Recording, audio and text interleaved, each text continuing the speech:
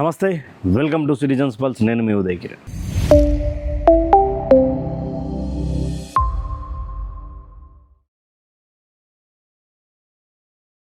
నిన్ను లేపేస్తాం, 3 స్నైపర్లతో నీ తల పేలుస్తాం, నిన్ను వదిలిపెట్టే ప్రసక్తే లేదు, ఎట్టి పరిస్థితుల్లో నీ చావు 27 తారీఖు అంటూ ఘాటు అయినటువంటి ఒక లెటర్ రచ్చలేపుతా ఉన్నది సోషల్ మీడియా వేదికగా. ఈ లెటర్ ఎవరికి వచ్చింది అంటే గోషామహల్ ఎమ్మెల్యే రాజా సింగ్కి ఈ యొక్క లెటర్ వచ్చింది. ఈ యొక్క బెదిరింపు లేఖ నిన్ను ఈ నెల 27 అంటే అనగా శ్రీరామనవమి రోజు ఏదైతే శోభయాత్ర జరుగుతుందో శ్రీరామనవమి రోజు రాజా సింగ్ గారి ఆధ్వర్యంలో ఆయనను అక్కడ లేపేస్తామంటూ కూడా ఒక బెదిరింపు లేఖ రావడం జరిగింది. దానిపై అంటే పలుసార్లు కూడా నిన్ను లేపేస్తాం, నిన్ను చంపేస్తామంటే గతంలో కూడా రాజా సింగ్ ఎప్పుడు కూడా భయపడినటువంటి పరిస్థితి. ఇప్పుడు కూడా ఆయన భయపడుతున్నట్టు ఆయన అనుచరులు ఎవరు చెప్పట్లేదు. అదే ఉంటే ఉంటాం, పీక్తే పీక్తాం అన్న విధంగా ఆయన వైఖరి ఉంటుంది.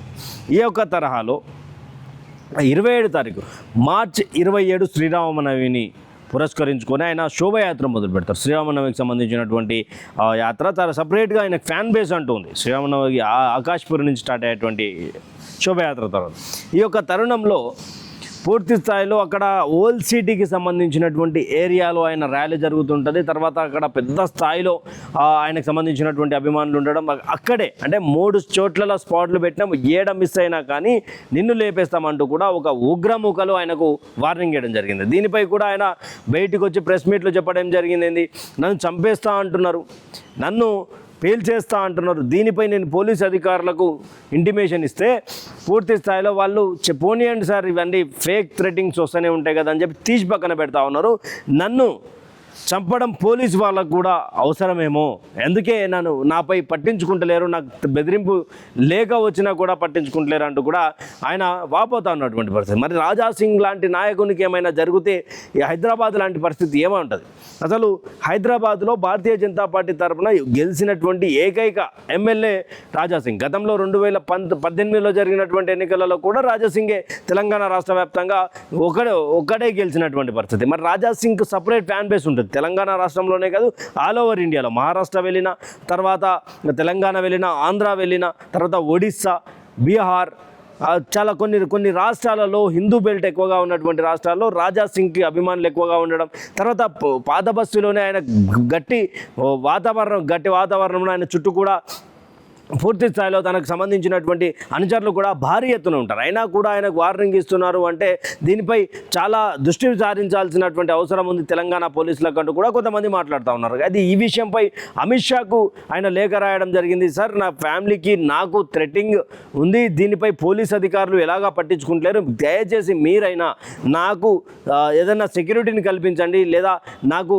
ఒక సెక్యూరిటీని కల్పిస్తూ నాకు ఇలాంటి బెదిరింపులు లేఖలు రాకుండా ఎవరైతే బెదిరింపు లేఖ రాశారో వాళ్ళని పట్టుకొని ప్రయత్నం చేయండి అంటూ కూడా ఆయన విన్నవించుకున్నట్టుగా తెలుస్తూ ఉంది. అయితే ఆకాష్పురిలో నిజంగా 27 తారీఖు రాజా సింగ్ని కనుక ఏమైనా చేయగలిగితే ఇక్కడ హైదరాబాద్ మొత్తం అగ్నిగుండమయ్యే అవకాశాలు ఉన్నాయంటూ కూడా చాలా సీనియర్ రాజకీయ విశ్లేషకులు చెప్తా ఉన్నారు. హిందుత్వవాదులు కూడా పెద్ద ఎత్తున రాజా సింగ్ మీద కనుక ఏదైనా చీమ వాలినా చీరేస్తామనే విధంగా కూడా మాట్లాడుతూ వస్తున్నారు. రాజా సింగ్ ఎప్పుడు కూడా ఓవైసీ ఏదైతే 15 మినిట్ ఏదైతే డైలాగ్ ఉందో, 15 మినిట్ డైలాగ్ తర్వాత రాజా సింగ్ ఒక్కసారిగా ల్యామ్లైట్లోకి రావడం, తర్వాత 15 మినిట్ మీద చాలామంది హిందువులకు అర్థమయ్యే విధంగా ఆయన చెప్పడం, తర్వాత పార్టీ ఏదైనా రాజా సింగ్ని అభిమానించేటువంటి కార్యకర్తలు సపరేట్ ఫ్యాన్ బేస్ ఉండడం, ఇవన్నీ కూడా రాజా సింగ్ కలిసి వచ్చే అంశాలు. కానీ ఇక గతంలో కూడా ఆయనకు నిన్ను నీ కొడుకుని చంపేస్తా అంటే ఏకంగా తన కుమారుని బయటికి తీసుకొచ్చి, ఇగో నా కుమారుడు, నేను చనిపోయినా కూడా నా కుమారుడు ఈ యొక్క